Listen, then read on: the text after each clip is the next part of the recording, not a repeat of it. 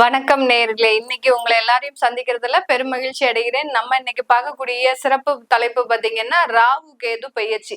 ராகு பகவானும் கேது பகவானும் சர்ப்ப கிரகங்கள், ஜோதிட ரீதியாக நிழல் கிரகங்கள் என்று நம்ம சொல்றோம். இந்த சர்ப்ப கிரகங்கள் ஆகப்பட்டது ஒருவருடைய பாவ புண்ணியத்தை அளக்கக்கூடிய ஒரு அளவுகோலாக தான் இந்த ஜோதிடத்துல நம்ம முக்கியமா பாக்குறோம். பாம்பை பிடிச்சு பலன் சொல்லு அப்படின்ற மாதிரியாக தான் இந்த ஜோதிட ரீதியாக சில பலன்கள் எல்லாருமே இந்த ராகு கேதுவை வச்சு பலனை கணிக்கின்றனர். இந்த ராகு கேது பெயர்ச்சியாகப்பட்டது மே மாதம் 18ஆம் தேதி இரவு 7:36 மணிக்கு ராகு பகவான் மீன ராசியிலிருந்து கும்ப ராசிக்கும், கேது பகவான் கன்னி ராசியிலிருந்து சிம்ம ராசிக்கும் பெயர்ச்சியாகிறார்.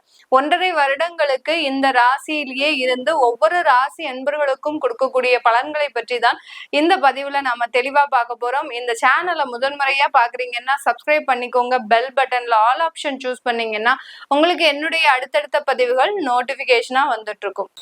சிம்ம ராசி அன்பர்கள் பொதுவாகவே பாத்தீங்கன்னா ஒரு பெரிய ஜாம்பவான்களாக தான் இருப்பாங்க. யாராலையும் இவர்களை அடக்கவே முடியாது. ஆனா கடந்த ஒரு 3 வருடங்களாக பாத்தீங்கன்னா இருக்கிற இடம் தெரியாம தான் இருக்கிறீங்க. எந்த நேரத்துல என்ன ஆச்சுன்னே கண்டுபிடிக்க முடியாத அளவிற்கு உங்க வாழ்க்கையில ஒரு பெரிய ஒரு போராட்டம், பெரிய ஒரு சுழற்சி, வாழ்க்கையை ஒரு தலைகீழ போட்ட மாதிரியான ஒரு அனுபவங்கள், இந்த மாதிரிலாம் இந்த சிம்மராசி அன்பர்கள் அனுபவிச்சுட்டு வந்துட்டு இருக்கிறீங்க. சிம்மராசி அன்பர்களுக்கு மேலும் தொழில் எல்லாம் பாத்தீங்கன்னா நிறைய ஒரு நஷ்டங்கள், கடன், அந்த தொழில எந்த அளவுக்கு பெரிய ஒரு அதிபராக இருந்து, தொழில் அதிபர்களாக இருந்து, பெரிய பெரிய ஜாம்பவான்களாக இருந்த இந்த சிம்மராசி என்பவர்கள் இப்போ இந்த தொழில இருக்கிற இடம் தெரியாம இருந்துட்டு இருக்கிறீங்க.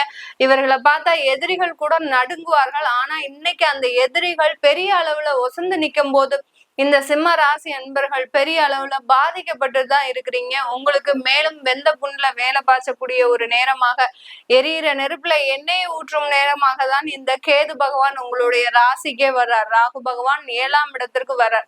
இந்த ராகு கேது இரண்டுமே பாத்தீங்கன்னா ராசி மேலேயும் உங்களுடைய கலத்திரஸ்தானத்திலையும் பார்ட்னர்ஷிப் தொழிலையும் ஈடுபடும் போது ஏகப்பட்ட நிறைய பிரச்சனைகள் வரக்கூடிய ஒரு நேரமாக இருக்கும். 7ஆம் இடத்துல கேது இருந்தா பிரச்சனையே கிடையாது.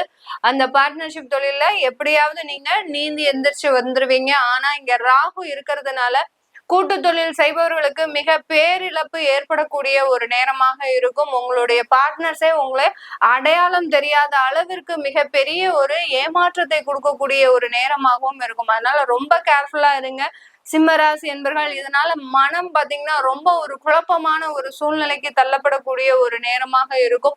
குடும்பத்துல இருக்கக்கூடிய பிரச்சனைகளுக்கு ஒரு நிவர்த்தின்றது இந்த காலகட்டம் கிடைக்க போகுது. விவாகரத்து வேணும்னா வாங்கிட்டு போய்கிட்டே இருங்க அப்படின்னு சொல்லக்கூடிய அளவிற்கு அந்த குடும்பத்தை முழுவதுமாக வெறுத்து வாழக்கூடிய ஒரு நேரமாக தான் இந்த சிம்ம ராசி அன்பர்களுக்கு இருக்க போகுது. நம்ம ரொம்ப நெகட்டிவா சொல்றோம், எதிர்மறையாக சொல்றோம். உங்களுடைய இதுல ஒரு பாராபட்சமே இல்லையா? இந்த அளவுக்கு நீங்க ஒரு எதிர்மறையாக சொல்றீங்களே மேடம், எங்களுடைய வாழ்க்கை உங்களுக்கு அவ்வளோ ஒரு விளையாட்டா ஆயிப்போச்சு அப்படின்ற மாதிரியான கேள்விகள்லாம் நிறைய பேருக்கு சிம்மராசி என்பர்களுக்கு இந்த பதிவை பார்க்கும்போது கொஞ்சம் கோபம் அதிகமா தான் வரும்.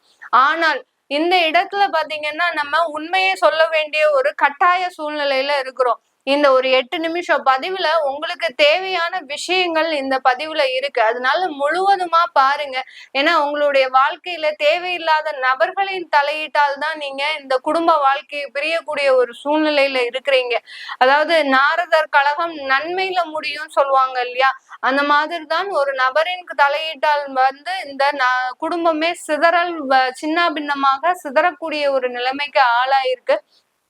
அந்த சிதறல்கள் இன்னுமே ஒட்ட வைக்க முடியுமா? எப்படி ஒரு கண்ணாடிய மேல இருந்து போட்டு உடைச்சா அந்த கண்ணாடியில துகள் துகளாதான் போகுமே ஒழிய அதுல இருந்து ஒரு பீஸ் கூட ஒட்ட வைக்க முடியாது. அந்த மாதிரிதான் வாழ்க்கையும். வாழ்க்கை ஆல்ரெடி இந்த சிம்ம ராசி என்பவர்களுக்கு ஒரு சிதறிய நிலையில தான் இருக்கு. அதை ஒட்ட வைக்க நினைக்கிறது அது உங்களுடைய தேவையில்லாத ஒரு நேரத்தை வீணடிக்கிறதுக்கு உண்டான ஒரு நேரமாக இருக்கும். அதனால விவாகரத்து வருதா எந்த விதமான ஒரு கவலையும் இல்லாமல் அந்த விவாகரத்தை நோக்கி பயணிங்க. கண்டிப்பாக ஒரு நல்ல மறுமண வாழ்க்கைன்றது அப்படின்றது உங்களுக்கு திரும்ப கிடைக்கும். மேடம் 10 வருஷம் 15 வருஷம் கூட வாழ்ந்துட்டேன், என்னோட ரொம்ப அன்போடையும் பண்போடையும் வாழ்ந்துட்டோம், எங்களை பிரிக்கிறதுக்கு யாராலையும் முடியாது. ஆனா கடந்த நீங்க சொல்ற மாதிரி ஒரு 1.5 வருஷத்துல தேவையில்லாத பிரச்சனைகள் வந்து இப்போ நான் வேற அவ வேறன்ற மாதிரியா இருக்கிறோம்.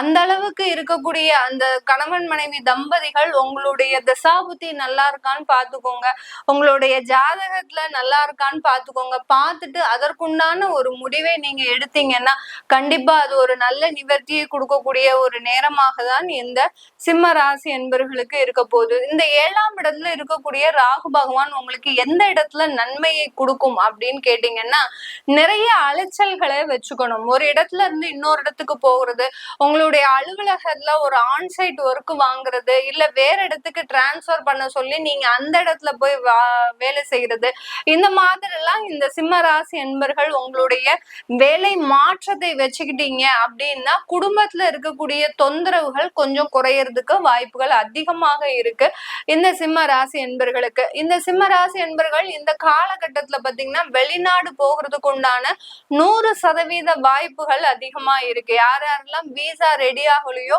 அவங்க எல்லாருமே இந்த 1.5 வருடத்துல இதற்குண்டான ஒரு ஏற்பாடுகளை பண்ணுங்க, முயற்சிகளை பண்ணுங்க. கண்டிப்பா இன்னும் ஒரு வருஷத்துக்குள்ள உங்களுக்கு கண்டிப்பான ஒரு வெளிநாடு பயணம்ன்றது ஒரு உறுதியான ஒன்றாதான் இருக்க போது. இந்த காலகட்டத்துல தொழில் செய்யக்கூடியவர்கள் உங்களுடைய தொழில்ல இருக்கக்கூடிய கடன்களை அடைக்கிறதுக்கு முயற்சி பண்ணாதீங்க.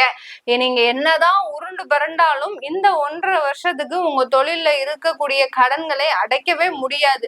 அதனால தொழில்ல எப்படி நீங்க வெளியில சமுதாயத்துல, அதாவது இந்த காம்படிஷனான வேர்ல்டுல நீங்க எப்படி ரீச் ஆக முடியும் அப்படின்ற மாதிரியான ஒரு டிஜிட்டல் மார்க்கெட்டிங்ன்ற ஒரு உத்தியை நீங்க கையாளுங்க. அதை எடுக்கும் போது ஆட்டோமேட்டிக்கா உங்க ப்ராடக்ட் நல்ல ஒரு மாற்றத்தை கொடுப்பதற்கு உண்டான ஒரு நேரமாக இருக்கும். நமக்கு இருக்கக்கூடிய நெகட்டிவ நம்ம அப்படியே பாசிட்டிவா மாத்தும் போது ஆட்டோமேட்டிக்காக நம்மளுக்கு உண்டான ஒரு வளர்ச்சிகள்ன்றது இந்த காலகட்டத்துல கடுமையான ஒரு உழைப்பின் மூலமாக கொடுப்பதற்கு உண்டான ஒரு நேரமாக இருக்கும். 8ஆம் இடத்துல இருக்கக்கூடிய அந்த சனி பகவானும் உங்களுக்கு என்ன சொல்றார், நீ கடுமையா இரவு பகல் பார்க்காம உழைங்க சிம்மராசி என்பர்கள், உங்களுக்கு உண்டான பலன்களை நான் தேடி தர்றேன் அப்படின்ற மாதிரி தான் அந்த 8ஆம் இடத்துல இருக்கக்கூடிய அந்த சனி பகவான் சொல்றாரு. அதே தான் இந்த கேதுன்றவரு அந்த உங்களுடைய ராசி மீது பயணிக்கும் போது எதையும் எதிர்பார்க்காமல் நீங்கள் உழைக்கும் போது அதற்குண்டான பலன்களை இந்த 1 வருடம் இல்லாட்டிலும் கண்டிப்பாக அந்த 1 வருடத்திற்கு பிறகு கண்டிப்பாக அனுபவித்து ஆக வேண்டிய ஒரு சூழ்நிலை கண்டிப்பா வந்துடும். அதனால எதையும் எதிர்பார்க்காதீங்க, கடனை அடைக்கிறதுக்கு உண்டான ஒரு முயற்சியில ஈடுபடாதீங்க. வரக்கூடிய வருமானத்துல ஒரு சில டெவலப்மெண்ட் விஷயத்தை பண்ணுங்க, அது உங்களுக்கு உண்டான ஒரு நற்பலன்களை முழுவதுமாக கொடுக்கக்கூடிய ஒரு நேரமாக தான் இந்த சிம்ம ராசி என்பர்களுக்கு இருக்க போது. இந்த சிம்ம ராசி என்பர்கள் இந்த காலகட்டத்துல பாத்தீங்கன்னா திருமண ஏற்பாடுகளை செய்யலாமா? எங்களுக்கு ஏற்கனவே திருமணத்துல நிறைய தடைகள் இருந்தது. கடந்த ஆண்டெல்லாம் பாத்தீங்கன்னா திருமணத்திற்காக ஏற்பாடு பண்ணும் போது தேவையில்லாத கசப்புகள், அடுத்து உறவினர்களோடு சேர்ந்து போகும்போது அந்த இடத்துல எங்களுக்கு அந்த முயற்சிகள் வெற்றி அடையவில்லை. எங்களுடைய டிமாண்ட்ல பாத்தீங்கன்னா அவங்க அதிகமாக எக்ஸ்பெக்டேஷன் வச்சிருக்கிறாங்க. இப்படி எல்லாம் பல்வேறு காரணங்களுக்காக இந்த சிம்ம ராசி என்பர்களுக்கு திருமணத்துல தடைகள் அதிகமாக இருந்திருக்கும். இந்த காலகட்டம் உங்களுக்கு அந்த திருமண தடைகள் எல்லாமே நீங்குவதற்குண்டான ஒரு நேரமாக இருக்கும். திருப்பாம்புரம்ன்ற ஒரு ஸ்தலத்துக்கு போயிட்டு வந்துட்டீங்க இந்த சிம்ம ராசி என்பர்கள் அப்படின்னா உங்களுக்கு இருக்கக்கூடிய அந்த திருமண முயற்சிகள்ல நிறைய ஒரு வெற்றியை அடையக்கூடிய ஒரு நேரமா தான் இருக்கும். இந்த சிம்ம ராசி என்பர்கள் இந்த காலகட்டத்துல நீங்க நிறைய ஒரு அதாவது நட்புறவுகள்ல ரொம்ப ஜாக்கிரதையாக இருக்கக்கூடிய ஒரு நேரமாக இருக்கணும். ஏன்னா வெளிவட்டாரத்தோடு நீங்க தொடர்பு கொள்ளும் போது அந்த வெளிவட்டார தொடர்புகள் உங்களுக்கு அதிகப்படியான கெடுபலன்களை தான் கொடுக்குமே ஒழிய பெரிய அளவுக்கு நன்மைகளை கொடுக்காது.